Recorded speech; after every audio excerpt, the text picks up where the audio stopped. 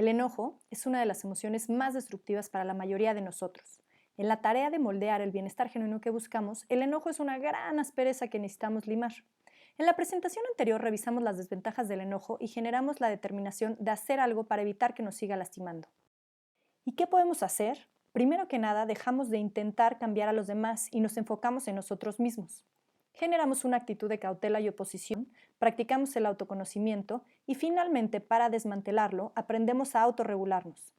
En la primera etapa dejamos ir el enojo después de reflexionar sobre el dolor que nos causa, lo poco eficaz que resulta como respuesta y darnos cuenta que existe la posibilidad de cambiar, ya que el enojo tiene causas que podemos trabajar y su naturaleza es transitoria e insustancial.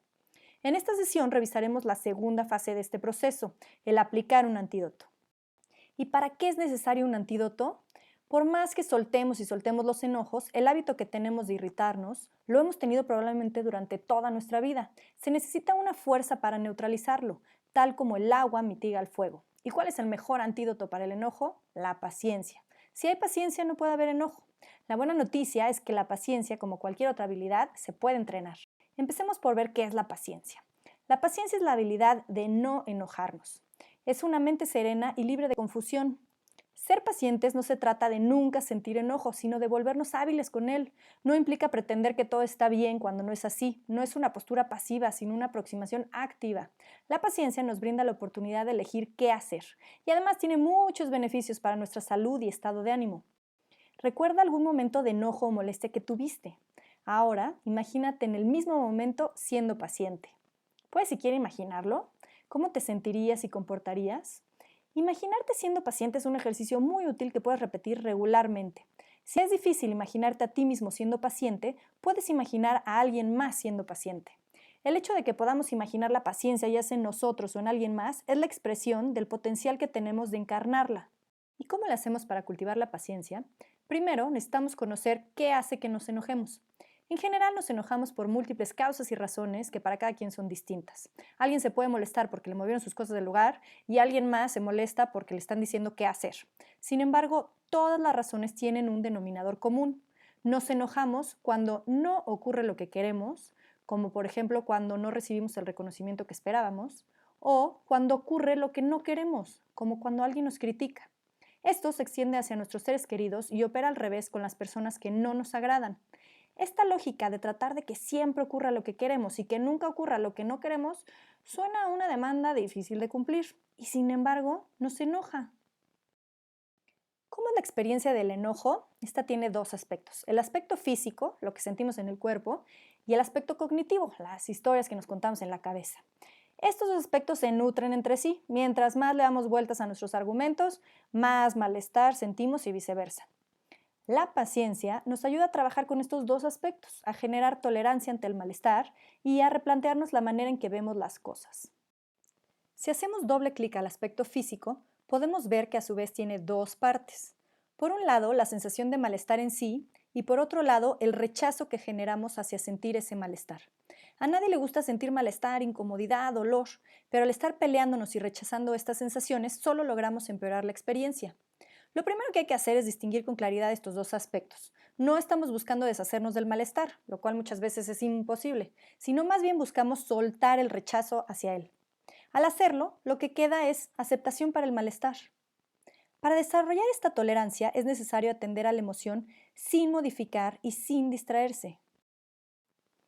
Si ya las conoces, puedes hacer esto por medio de la práctica de la recolección del cuerpo o por medio de la práctica de darle la mano a las emociones.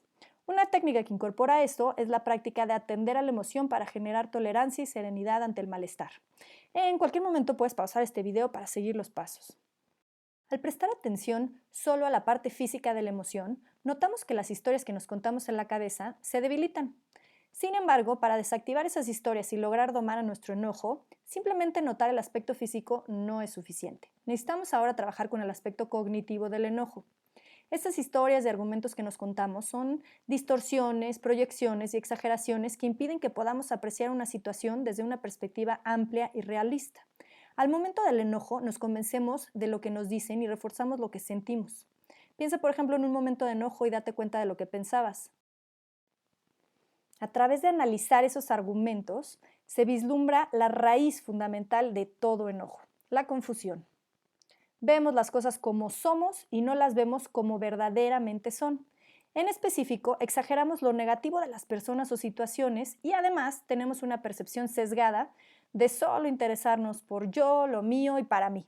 En ese momento no nos preguntamos cómo es que la otra persona está viviendo la situación. Esta discordancia entre el modo en que percibimos las cosas y cómo éstas existen nos produce mucho dolor a nosotros y a otros. ¿Y qué podemos hacer para desmantelar las historias que nos contamos? Para lograr ver el mundo desde una plataforma más objetiva y transformar nuestra mente y conducta, utilizamos diversas reflexiones que nos ayudan a replantearnos la manera en que nos vinculamos con todo lo que nos sucede. Aquí te presentamos algunas. Por ejemplo, reconocer que la causa de nuestro enojo no es la otra persona o esa situación, sino la manera en que nos vinculamos con ellas. Aprender a ponernos en los zapatos del otro.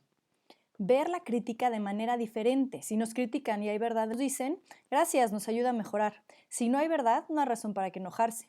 Darnos cuenta si hubo algo que hicimos o dejamos de hacer para estar en esa situación. Reconocer que es nuestra responsabilidad conocer qué gatilla nuestro enojo y desactivarlo. Cuando podemos hacer algo en una situación que nos gusta, ¿para qué enojarse? Y cuando no podemos hacer nada, pues ¿para qué enojarse? Agradecer la oportunidad que nos ofrece la persona que nos lastima. Gracias, porque para practicar la paciencia necesitamos de algo o alguien que nos haga enojar. Si la persona es así, por ejemplo, tiende a dañar, pues ¿para qué enojarse si así es? Y si no es así, ¿para qué enojarse? Por último, una reflexión que sirve bajo cualquier circunstancia y en todo momento es intentar disminuir la excesiva importancia personal, bajarle al dimmer de la importancia personal, hacer un cambio de foco y poner a otros en el centro. Ahora, ¿cuál de estas reflexiones usar? Dependiendo de las historias que nos contemos, ya sabrás qué reflexiones seleccionar para lograr ver más objetivamente. Todos estos cuestionamientos nos ayudarán a ser menos propensos a enojarnos. Sin embargo, la claridad que nos brindan es solamente temporal. Pero no os preocupéis, este resultado se puede volver duradero e incorporarse a nuestra manera natural de ser. Y es aquí donde entra la magnífica meditación analítica. Recordemos que para lograr una verdadera transformación en nosotros, el proceso consiste en 3 niveles: estudiar, reflexionar y meditar. Al estudiar, por medio de leer, escuchar o, por ejemplo, ver esta presentación, acumulamos conocimientos que se quedan a nivel teórico. Para poderlos incorporar, pasamos a la etapa de reflexionar y ahí los comprobamos con nuestra propia experiencia, como las reflexiones que acabamos de ver. Sin embargo, en esta etapa los aprendizajes siguen siendo temporales, ya que seguimos teniendo fuertes hábitos acumulados. Finalmente, para lograr incorporar lo que comprendemos a nuestra conducta y generar nuevos hábitos, necesitamos familiarizarnos con el nuevo aprendizaje para que se vuelva parte de nosotros y surja de manera natural. Esta familiarización se logra con la meditación analítica. Es con esta que nuestra visión de queremos ser y nuestra conducta se unen. Por eso la llamamos el eslabón de oro. Toda meditación analítica cuenta con la misma estructura. En la parte del análisis es en donde entran las variaciones presentadas. Y la clave para familiarizarnos con lo que queremos, además de practicar una y otra vez, es descansar en el entendimiento obtenido y tratar de sostenerlo con soltura. Ahora sí, con la meditación analítica terminamos el paquete completo de aplicar antídotos al enojo. Finalmente, veamos algunos consejos prácticos. Hacer nuestro mejor esfuerzo soltando expectativas. Las vivencias que tenemos al meditar van cambiando. Si tenemos expectativas sobre cómo tiene que ser o sentirse una meditación, es fácil que nos frustremos si sucede otra cosa. Aplicar nuestros entendimientos a la vida cotidiana. Mantener la intención de cultivar la paciencia a lo largo del día y hacer lo mejor que podamos por manifestarla en cómo somos y en todo lo que hacemos.